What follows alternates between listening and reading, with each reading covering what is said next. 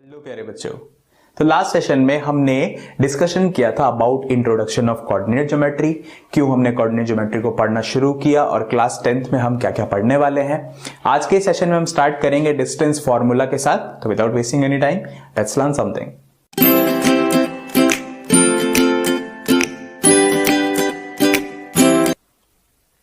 बच्चों, distance formula को हम डिराइव करने वाले हैं, पर उससे पहले कुछ जनरल बातें हम करते हैं। हम किसी भी पॉइंट को एक्स वाई एक्सिस के एक प्लेन में लोकेट कर सकते हैं। बहुत ही आसान काम है। मान लीजिए कि मैं एक पॉइंट को लोकेट करना चाहता हूं जिसके एक्सिस जो हैं, कोऑर्डिनेट एक्सिस जो है उसके, वो 3,4 है। 3,4 है। उसके कोऑर्डिनेट्स क्या हैं? 3,4, यानी कि एक्स एक्सिस पे 3 इंटरसेक्शन और वाई पे 4। एक्स एक्सिस पे 3 चलेंगे, वाई पे 4 चलेंगे, यहां पे पहुंच जाएंगे। ये हमारा पॉइंट हो गया। बहुत इजी था लोकेट करना 3,4 को। ये हमने क्लास 9th में सीख भी लिया है। अब हमें इस क्लास में क्या करना है? हमें इस पॉइंट की, सबसे पहले मैं आपसे एक कंडीशन दे रहा हूं कि आप इसकी ओरिजिन से डिस्टेंस बता सकते हैं क्या, कि ओरिजिन से कितने डिस्टेंस पे? एक्स एक्सिस से ये 4 डिस्टेंस पे। एक्स का कोऑर्डिनेट 3 है, लेकिन एक्स से डिस्टेंस कितनी है? 4। वाई एक्सिस से कितने डिस्टेंस पे है? 3 डिस्टेंस पे।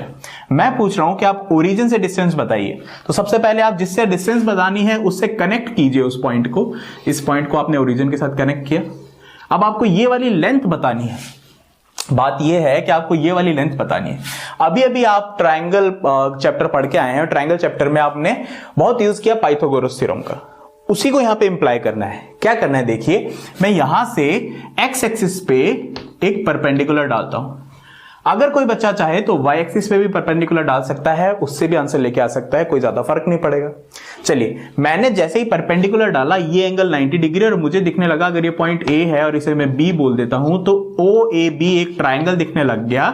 ओ ए बी एक ट्राइंगल है और खास तौर पर राइट ट्राइंगल है। राइट एंगल ट्राइंगल है। राइट एंगल ट्राइंगल है तो पाइथागोरस थ्योरम लगाना मैंने पिछले चैप्टर में बहुत सारा किया है।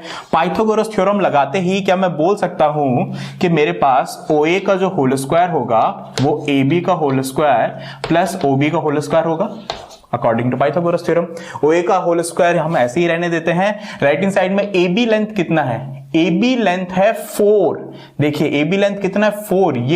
ये वाली जो लेंथ है यही AB लेंथ है। ये वाली जो लेंथ वही AB लेंथ। ये कितना है? y एक्सिस पे 4। तो AB है 4 का स्क्वायर प्लस OB कितना है? OB है, माफ कीजिएगा, OB होगा, यहाँ पे ये इंटरसेक्शन दिख रहा है 90 डिग्री है।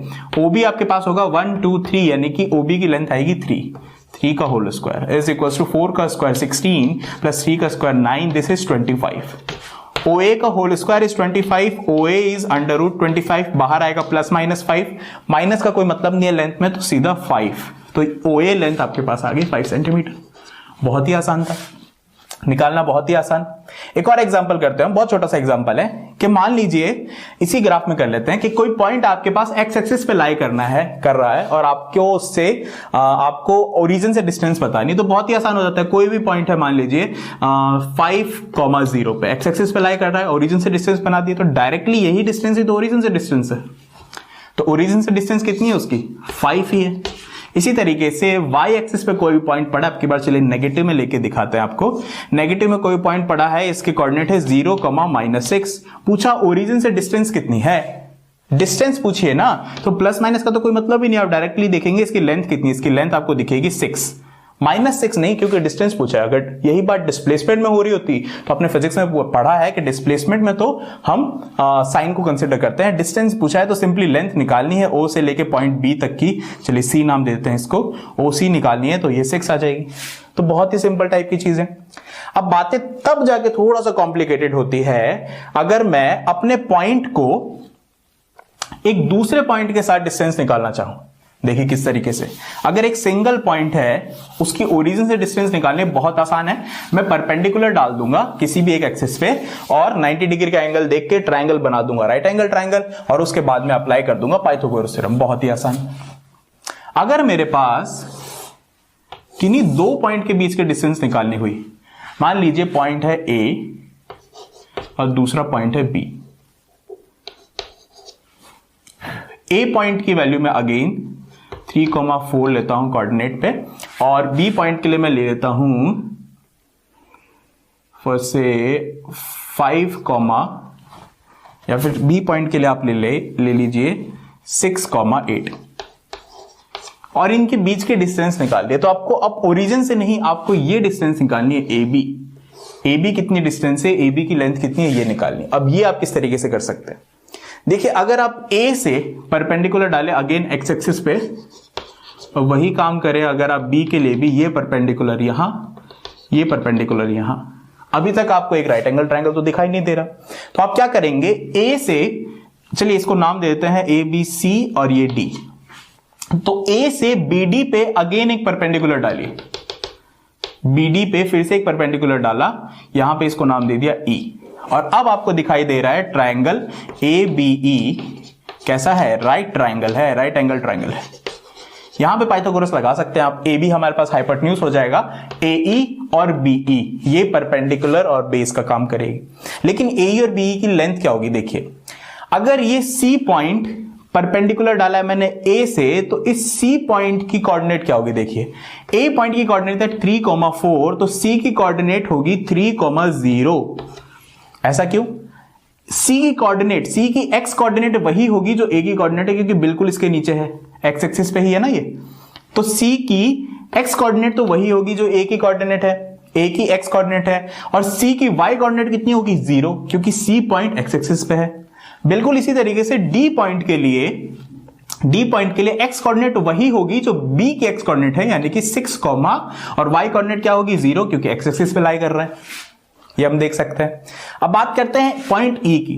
पॉइंट ई के लिए आपको सिर्फ और सिर्फ एक वाई कोऑर्डिनेट चाहिए। वैसे एक्स कोऑर्डिनेट आप बता सकते हैं कि एक्स कोऑर्डिनेट ई की वही होगी जो बी की है, जो डी की है, तो एक्स कोऑर्डिनेट तो 6 ही होगी। वाई कोऑर्डिनेट कितनी होगी, वाई कोऑर्डिनेट होगी जो ए की कोऑर्डिनेट है, ए की वाई कोऑर्डिनेट है, देखिए ए और ई वाई कोऑर्डिनेट पे सेम वैल्यू देंगे, यहां से आप देख सकते हैं। तो ई की वाई कोऑर्डिनेट कितनी आ जाएगी 4।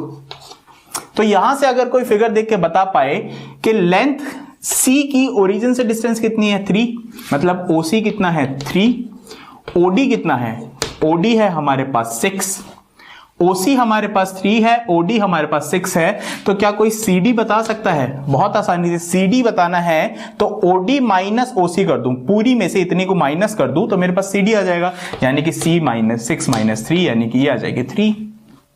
दूसरी क्या चाहिए, देखिए सीडी जो है, सीडी वो डायरेक्टली इक्वल होगा एई के, यही तो करना हमें, असल में हमें एई चाहिए थी इसीलिए हमने सीडी निकाला। सीडी और एई दोनों बराबर है तो सीडी भी 3 सेंटीमीटर आ जाएगी। अब बात करते हैं बीई की। बीई कैसे निकाला जा सकता है, तो जैसे हमने सीडी निकाला वैसे ही बीई को भी निकाला जा सकता है। क्या करके, B D length minus E D कर दें, बीडी माइनस ईडी कर दे तो बीई निकल के आ जाएगा। बीडी कितना है, बीडी मतलब बी का अगर मैं वाई कोऑर्डिनेट देख लूं तो वही तो बीडी है पूरा, बी का वाई कोऑर्डिनेट है 8, ईडी का मतलब क्या है ये वाली लेंथ, तो ई का वाई कोऑर्डिनेट देख लूं, ई का वाई कोऑर्डिनेट कितना है 4, तो ये आपके पास आ जाएगा 4। बीई की वैल्यू 4, सीडी की वैल्यू 3, सीडी की value 3, AE, CD equals to AE था, सीडी इक्वल्स टू एई था, तो आप डायरेक्टली ए बी निकाल सकते हैं पाइथागोरस से। ए बी का स्क्वायर इज इक्वल्स टू एई का स्क्वायर प्लस बीई का स्क्वायर। पाइथागोरस आप अप्लाई कर सकते हैं, ए का स्क्वायर यानी कि 3 का स्क्वायर प्लस बी का स्क्वायर यानी कि 4 का स्क्वायर, अगेन 9 प्लस 16 25, और ए बी की वैल्यू आ जाएगी √25 यानी कि 5 सेंटीमीटर। तो इस तरीके से आप निकाल सकते हैं।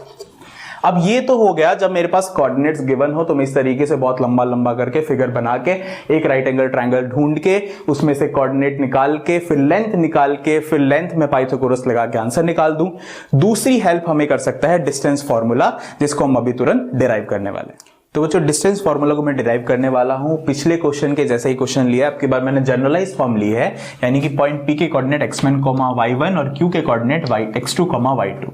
अगर हमें pq निकालनी है तो वही काम करना है, एक परपेंडिकुलर x एक्सिस पे यहां से, एक में यहां से, एक परपेंडिकुलर p से यहां पे, इसको नाम दे देते हैं pq, r और s, और इसको नाम दे देते हैं पॉइंट t।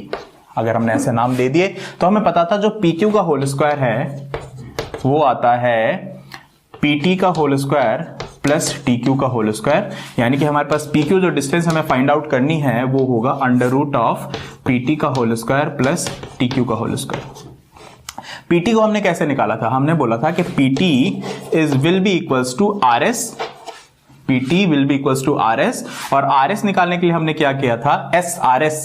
S देखेंगे तो this is nothing but x2, 0, और अगर R देखेंगे तो this is nothing but x1, 0। R point P के नीचे है तो x का कोऑर्डिनेट वही, y का कोऑर्डिनेट 0। S पॉइंट जो है वो Q के नीचे है तो x कोऑर्डिनेट वही जो Q का कोऑर्डिनेट और y कोऑर्डिनेट 0।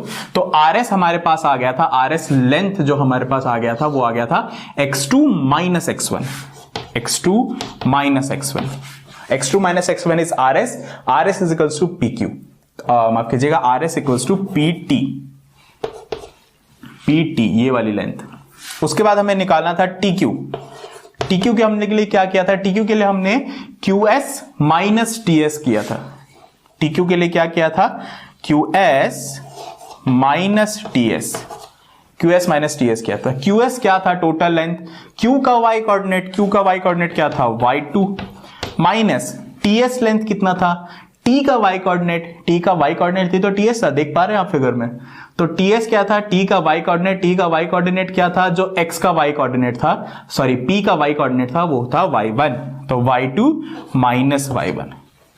तो PT हमारे पास x2 माइनस x1, TQ हमारे पास y2 माइनस y1, दोनों की वैल्यू पुट कर देते हैं इस इक्वेशन में, तो PQ आ जाएगा हमारे पास अंडर रूट ऑफ PT की वैल्यू रख रहा हूं x2 माइनस x1 और इसका होल स्क्वायर करना है क्योंकि PT का होल स्क्वायर है, प्लस TQ का होल स्क्वायर करना है तो y2 माइनस y1 का होल स्क्वायर। और यही हमारे पास कहलाया डिस्टेंस फॉर्मूला। डिस्टेंस फॉर्मूला क्या था, अगर किसी दो पॉइंट के कोऑर्डिनेट दिए गए हो, यानी कि x1 y1 x2 y2 दिए गए हो, तो कोऑर्डिनेट को डायरेक्टली पुट करिए, उन दोनों के बीच की डिस्टेंस आप बता पाएंगे। ध्यान रखने वाली बात क्या है कि कुछ बच्चे सोचते हैं कि जो पॉइंट आगे होगा उसके कोऑर्डिनेट x1 y1 मानेंगे, जो उसके बाद में होगा उसको x2 y2 मानेंगे। तो ऐसा कुछ भी नहीं है। देखिए यहां पे होल स्क्वायर लगना है, किसी भी पॉइंट को आप आगे पीछे से कोई मतलब नहीं है। आप चाहें तो इसे x1 बोलिए, इसे y1 बोलिए, आप चाहे तो इसे x2 बोलिए, इसे y2 बोलिए। बस ध्यान इतना रखना है कि जिसे x1 बोला है उसके साथ वाले y कोऑर्डिनेट को y1 ही बोलना पड़ेगा। ये गलती मत कीजिएगा कि इसको x1 बोला और इसको y2 बोल दिया, नहीं। अगर ये x1 है तो ये y1 ही है, इसको कोई और y2 y3 नहीं बोलना है। अगर ये x2 है तो इसके साथ वाला y2 ही है, इसको x2 y1 नहीं लिखना है। उसके बाद आप ये फॉर्मूला लगाइए, हमेशा सही आंसर देगा, मैग्नीट्यूड बिल्कुल सही आएगा। अब इसमें एक स्पेशल केस बनता है। स्पेशल केस क्या है कि हमें किसी भी पॉइंट की अगर ओरिजिन से डिस्टेंस निकालनी हो, ओरिजिन से डिस्टेंस निकालनी हो P की या Q की, तो उसके लिए भी हम इस फॉर्मूला को हेल्प ले सकते हैं। देखिए अगर मान लीजिए मैं P की डिस्टेंस निकाल रहा हूं O से, यानी कि मैं OP निकाल रहा हूं, ध्यान से देखेंगे तो O भी एक पॉइंट है, P भी एक पॉइंट है। O के कोऑर्डिनेट अगर आप मुझे बता पाएं तो 0,0, क्योंकि O पे x भी 0 y भी 0। तो हमारे पास ये जो PO आएगा दिस इज नथिंग बट, अगर आप P वाले को x2 बोलते हैं तो x2 माइनस x1 क्या है 0, माइनस 0 को लिखूं चाहे ना लिखूं, यानी कि x2 का whole square plus y2 minus y coordinate क्या है 0, तो उसको लिखूं चाहे नहीं लिखूं का होल स्क्वायर। यानी कि अगर आपको किसी पॉइंट की, किसी भी पॉइंट की ओरिजिन से डिस्टेंस निकालनी है तो डायरेक्टली उस पॉइंट के x square plus y square under root में लगा दीजिए, उस पॉइंट की ओरिजिन से डायरेक्ट डिस्टेंस। बना किससे है, बना डिस्टेंस फॉर्मूला से ही है। तो डिस्टेंस फॉर्मूला ये जनरलाइज फॉर्म किन्हीं दो पॉइंट के बीच की डिस्टेंस निकालने के लिए, उसका एक स्पेशल केस बनाया। ओरिजिन से डिस्टेंस निकालने के लिए बहुत ही आसानी से बन गया direct formula under root x square plus y square. ये फॉर्मूला कब अप्लाई करना है, जब किसी पॉइंट की ओरिजिन से डिस्टेंस, और ये फॉर्मूला कब अप्लाई करना है, जब किन्हीं दो पॉइंट के बीच की डिस्टेंस निकालनी। इसी के साथ बच्चों डिस्टेंस फॉर्मूला हमने डिराइव कर लिया। मिलते हैं आपके साथ अगले सेशन में कुछ एग्जांपल के साथ। Until then the class 24 learn and score.